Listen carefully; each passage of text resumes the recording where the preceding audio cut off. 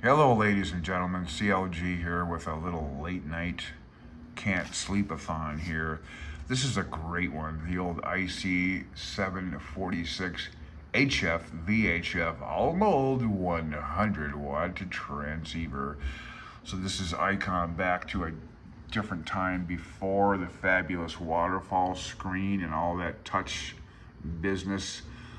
This one looks a lot like the front panel and the VFO knob looks a lot like the 7600, and I've kind of wanted one of those, but now I want one of these. I was thinking about getting an FT710 Yaesu, and I still want one, but for crying out loud, that's everything I need for that is approaching $2,000. This thing's 450, and this thing is cool. This is like an all mode HF to 2 meter, everything. If I want to experiment on 2 meter single sideband here, I guess there's guys around here that are on that. I think that would be fun to do single sideband with a bunch of guys locally, and I know that's a possibility. This would be a good radio for that.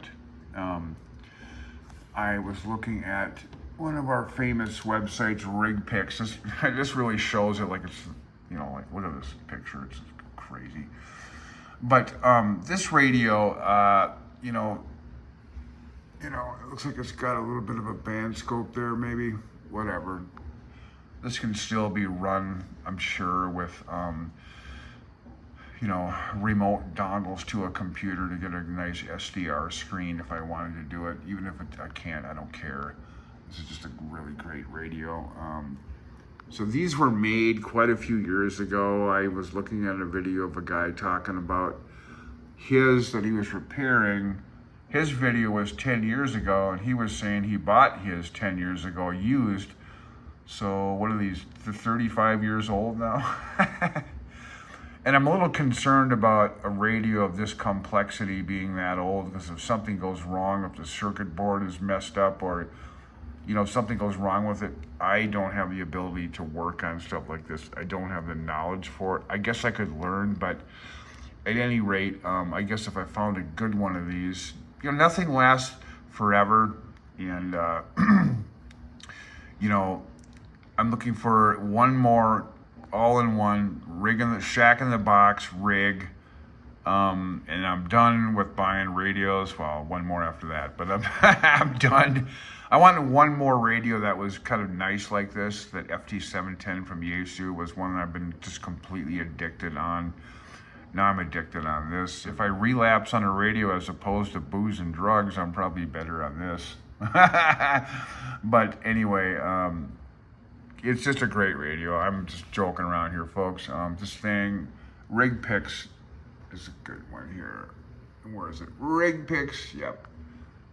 Should call it Rig Pigs. But anyway, the thing is just awesome, you know.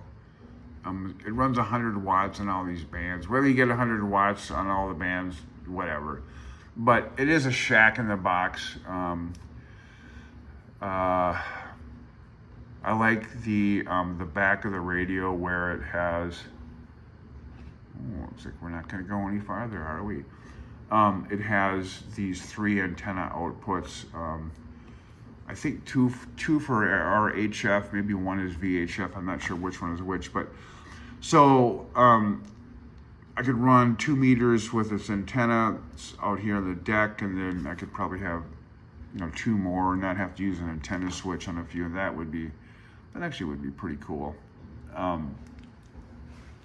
There are some local guys around here, I guess, that do get together on 2 meters, single sideband and AM. That would be kind of cool to do. Never thought I'd be interested in doing that, but this would be the radio to do that if I ever wanted to. And plus, yeah, I wouldn't need a 2 meter rig for the rest of my freaking life. So this one would be a good one for sure. I don't know. I like this radio because it comes from a bygone era where this is before the waterfall screens and everything else that went into that technology after this. I kind of wonder if you know, like the 7300, all the ones that had, you know, the 7600, the 7610, all those radios that wound up with the touch screen, waterfall, all that magnificent stuff you see. If those wear out, what do you do then? Like, this is going back a few years. But yeah, the only concerns I have about this is if the thing goes bad, you know, I think it's fixable, but you know, do I want to work on it or do I not want to work on it? But I think this is a good radio, and perhaps this might be something I get. But once again, it's, you know, I'm making a video here because I do get kind of all wrapped up in stuff like this. Oh, I gotta get it, I gotta get it, I gotta get it. So I figure if I make a video about it, I can at least get that out of my mind and let go of it. You know, these run about $450 to $500, and I think that's a good deal for a really classic radio that they're still really good today. 73 is from CLG. Thanks for watching.